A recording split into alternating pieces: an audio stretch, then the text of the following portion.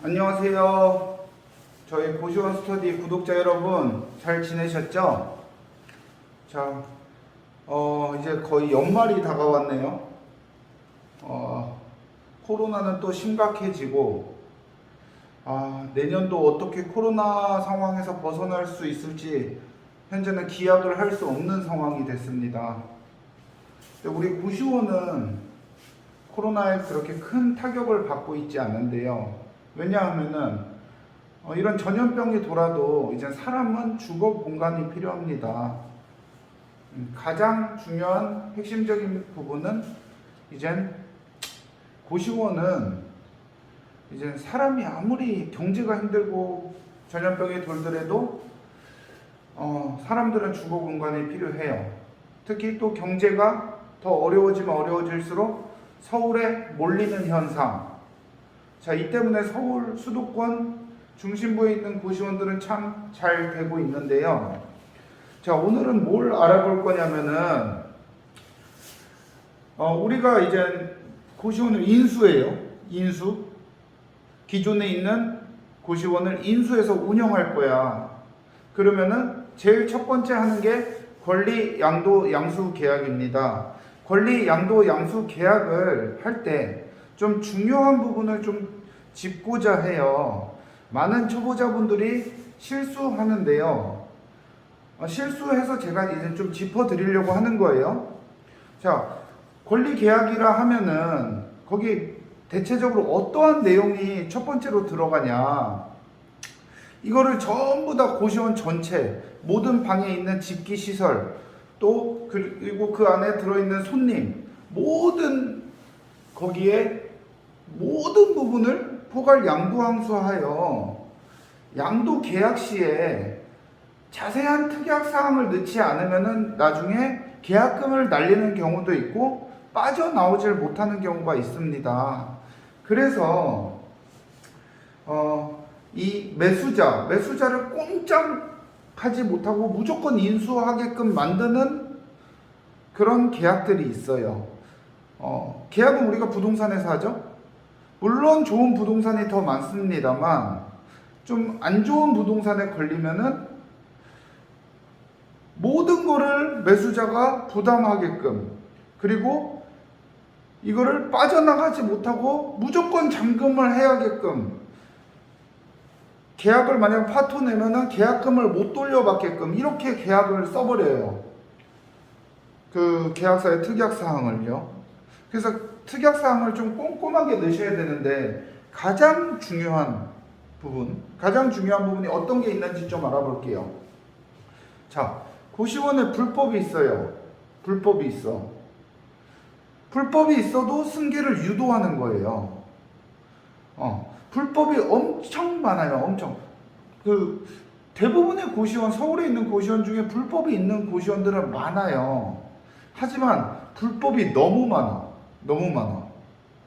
예를 들면은 우리가 고시원을 건축물 대장상 용도 변경을 해야 하는 시점부터는 이제 지금 신소방 방 29개까지밖에 못 빼죠. 비어있는 상가 들어가면은 29개까지밖에 못 빼요. 방을 비어있는 상가에 새로 고시원을 만들려고 하면. 근데 방을 35개를 만들어 놨네? 그럼 6개가 불법인 거겠죠? 6개를 어떻게 이 사람이 허가를 맡았을까? 허가 안 내고 불법으로 하는 경우가 종종 있어요. 그런 거를 자세하게 체크하고 계약을 하셔야 돼요. 물론 이제 좋은 부동산도 있지만 나쁜 부동산들은 그걸 불법을 승계하도록 유도를 해요. 그럼 나중에 일이 커지는 경우가 있습니다. 자, 그리고 공실특약인데요. 공실이 만약에 5개가 있어. 총 방 30개 중에 5개 공실이라서 우리는 인수를 마음 먹었고 권리 계약을 했어요. 그럼 권리 계약 때는 5개가 비어 있었어요. 근데 잔금날 한 달 정도 후 잔금날이에요. 15개가 비어 있는 거야. 그럼 실제로 권리 계약 때 15개 비었었는지 이 사람이 5개 비었다고 거짓말하는지 우린 모르죠. 이날 10개가 더 빈 거죠. 플러스 10개가. 그러면 우리가 그동안 생각했던 수익률이 안 나올 거예요. 그럼 이걸 파토를 낼 수 있냐?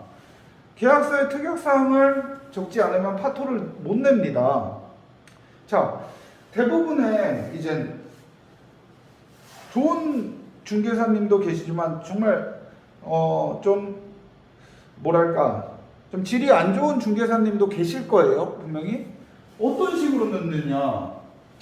자, 이 플러스 10개의 공시를 한 달 반값을 권리금에서 제한다. 이렇게 넣어요. 우리가 이거를 2억에 인수해. 방 한 개당의 반값이 40만 원이야. 그러면 플러스 10개가 더 비었으니까 자, 2억에서 400만 원 까줄게. 1억 9,600, 총 매수가 1억 9,600에 인수해야 되는 거예요. 2억짜리 고시원 인수하면서 400만 원 까주는 게 기쁠까요? 공실이 이렇게 많아지면은 전혀 기쁘지 않습니다. 자, 제가 말씀드리는 특약사항을 안 적으면은 권리금을 권리 때 계약금으로 낸 계약금을 보호받지를 못합니다. 어떻게 적으셔야 되냐? 자, 지금 공실이 5개인데 우리가 잔금 때 8개까지는 인정하겠다. 근데 9개부터는 우리는 권리계약 해제를 결정할 수 있다. 권리계약 해제를 우리는 결정할 수 있다. 이렇게 적으셔야 돼요. 그래야 이때 15개라도 권리계약 깨버려요.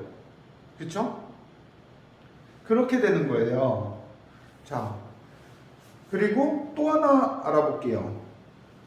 자, 우리는 월세가 이게 권리계약 시에 500이라고 해서 인수하기로 했어요. 그러면은 이 매도자는 이제 건물주한테 내가 다른 사람한테 넘긴다고 얘기를 할 거예요.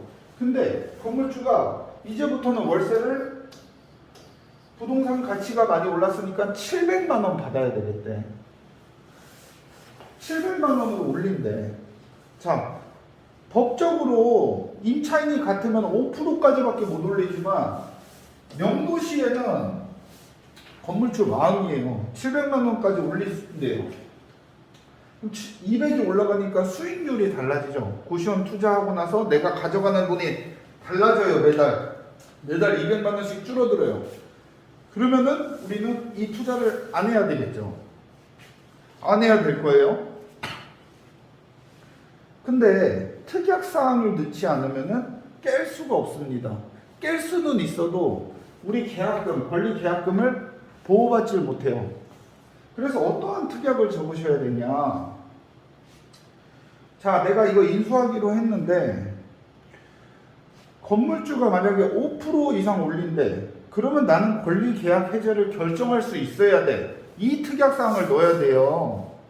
이거 안 넣으시면은 이 권리계약금에 대해서 보호받지를 못합니다. 자, 또 고시원에서 많이 일어나는 문제 누수 특약 넣으셔야 됩니다. 누수 나서 파는 걸 수도 있어요. 그러니까 누수를 저는 기본적으로 한 2-3달 요구하는데 보통 한 달 넣어줄까 말까 해요. 한 달이라도 꼭 넣으세요. 자, 누수는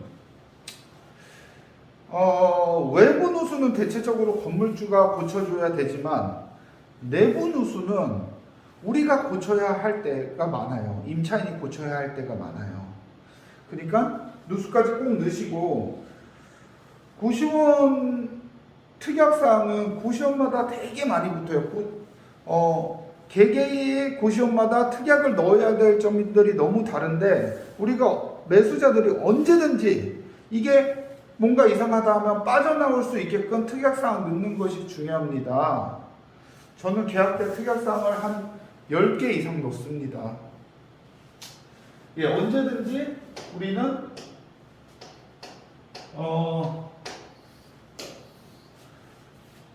계약이 잘못되면 빠져나갈 수 있게끔 해야 되는 것이죠.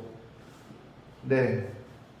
오늘 좀 중요한 특약사항 중에 중요한 몇 가지만 알아봤는데 좀 특약에 대해서 좀 더 고시원마다 스페셜한 특약이 들어가는 게 궁금하신 분들은 저희 교육장에 한번 찾아주시고요. 저희 교육장은 이제 신년에 1월 8일 날 오후 1시에 또 스터디 모임이 있을 예정이오니 많은 참석 문의 부탁드리겠습니다. 우리 구독자분들, 우리 교육생분들 올해 한 해 수고하셨고 이 코로나 시대에 정말 우리는 지금 힘겨운 삶을 살아가고 있어요. 이 마스크 빨리 좀 벗어버리고 싶습니다. 여튼 연말 잘 보내시고 내년에는 더 가정에 좋은 일 많이 있으시길 기도하겠습니다. 새해 복 많이 받으세요. 감사합니다.